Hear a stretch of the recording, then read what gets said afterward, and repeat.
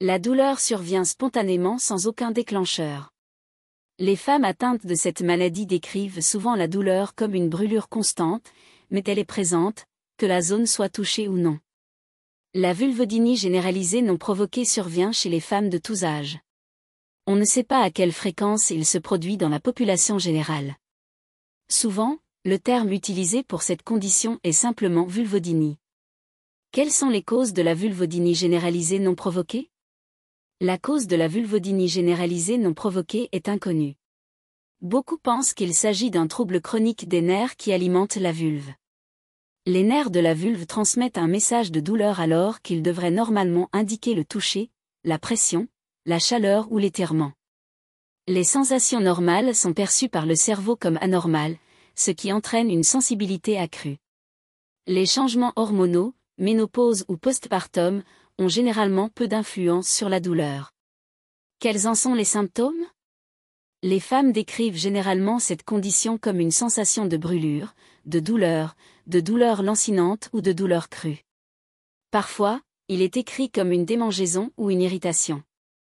La douleur peut être brûlante ou poignardante. La zone douloureuse peut inclure toute la vulve, un côté ou une seule zone. La zone peut varier d'un épisode à l'autre. Certaines femmes signalent une douleur constante, d'autres signalent que l'inconfort peut disparaître pendant des heures, des jours ou des semaines à la fois. L'inconfort peut empêcher l'activité sexuelle chez certains patients, mais chez d'autres, il peut avoir peu d'effet sur leur activité sexuelle. Est visible.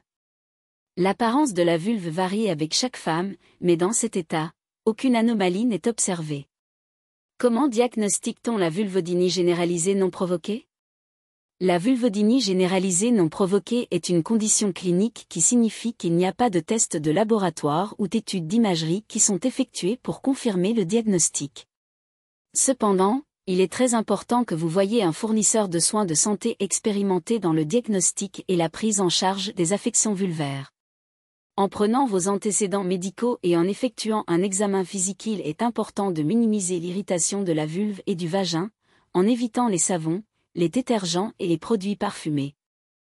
Les lubrifiants non parfumés, en particulier ceux à base d'huile tels que l'huile d'olive ou l'huile de noix de coco, sont mieux utilisés comme lubrifiants pendant l'activité sexuelle. Les sous-vêtements en coton sont les meilleurs, évitez les cordons en G, les tissus synthétiques et les vêtements serrés contre la vulve. Bien que ces suggestions puissent aider, elles ne guériront généralement pas la douleur ou l'inconfort. Quel est le traitement de la vulvodynie généralisée non provoquée? Pour de nombreuses femmes, trouver un diagnostic procurera un grand soulagement. Étant donné que de nombreux prestataires de soins de santé pensent qu'il s'agit d'une douleur chronique, la plupart des options de traitement ciblent le système nerveux.